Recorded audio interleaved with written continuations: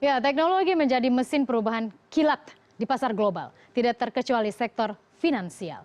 Begitu mudah segala transaksi keuangan bisa dilakukan hanya dari layar komputer atau hanya meng-klik OK di aplikasi dalam telepon pintar Anda.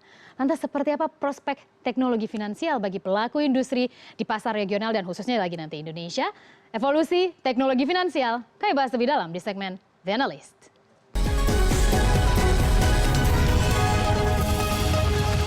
Dan sudah hadir di Studio 2 CNN Indonesia, anggota Dewan Penasehat Teknologi Finansial Australia, Jack Gigley. Hi, Jack.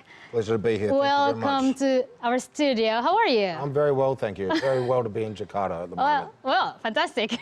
So, first of all, I would like to ask you about how are fintech companies changing the people behavior in financial. You know, everything become easier right now. Yes. I only do transaction by my mobile phone, and that's really kind of very, very simplicity in our behavior. How is that going? I think that financial technology is starting to give people education about finance, being able to educate people how to make an investment, how to make savings, how to take out an insurance policy. And so really what fintech is doing is enabling everyday people to get better access to services they previously couldn't access.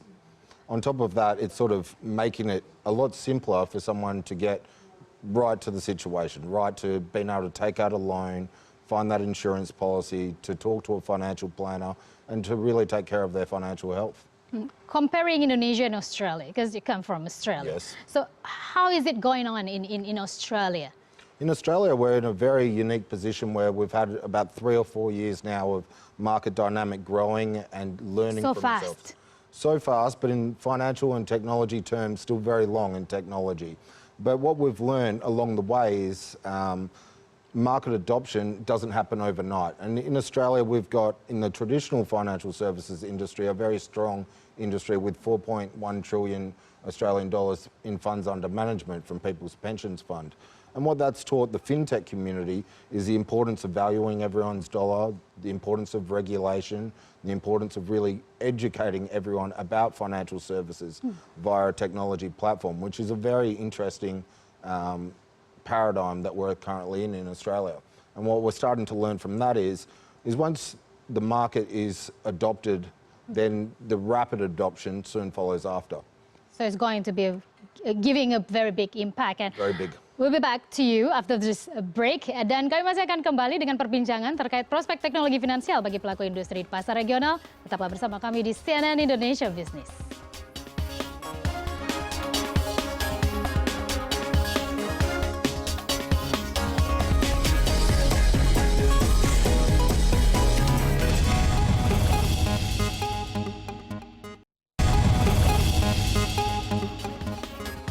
Masih bersama CNN Indonesia Business dan kita kembali untuk membicarakan mengenai potensi ataupun prospek finansial ataupun teknologi finansial di pasar regional. Masih bersama Jack Gigley. Di sini, Jack, I would like to ask you next about the impact of the fintech. I think it's going to be very huge and it's going to be growing faster ahead. How do you see the main impact of the fintech? I see in the Indonesian market, fintech being able to educate people, educate Indonesia as an island nation. Fintech will be able to join the islands together and where banking normally wouldn't go, be able to educate people. And once people have been educated about finance products, then be able to assist them make financial decisions, whether that's an investment, the insurance policy, whether or not that's buying shares on a stock market. Fintech has the power to really decentralize what is needed for a bank and take outliers and bring them into the banking system, which is really important for all nations. For Indonesia especially, it's not really easy because infrastructure in Indonesia is not established yet. Our government is trying hard to make it happen. Do you see that infrastructure is one of the most challenging part of fintech in Indonesia? It's one challenging part, but what we're starting to see with Facebook and Google is trying to bring the entire world online within 5 years. So we're going to see that internet infrastructure come online. Then it's going to become really important from a regulatory infrastructure point of view with the regulators. What we've seen in Australia is ASIC, the Australian Securities Investment Commission, work very closely with the fintech companies to bring infrastructure not only in a digital aspect but in an advice aspect. And that's something that our nations are currently working together with AUSTRAC and Know Your Client and anti-money laundering provisions. So yes, it is very important for infrastructure, but it's infrastructure on very different platforms also. All right. And based on Australia experience, what should Indonesia government do to accommodate the fintech? Yes, Indonesian government and the regulators need to be working very closely with the fintechs. Roundtables need to be held. I was speaking to Indonesian regulators just this morning about the regulatory sandbox. And what did you talk about? We talked about the importance of being able to enable a fintech company to bring their product and service to market, because really the power of a fintech company is disruption. It's able to bring something that a bank isn't currently doing, an insurance company, but will offer a service to the end user in a more efficient manner. So what a regulator and a government must do is work with those fintech companies to bring those ideas to market, because those ideas are going to benefit not only the residents of Indonesia, but of Australia, of America, of China.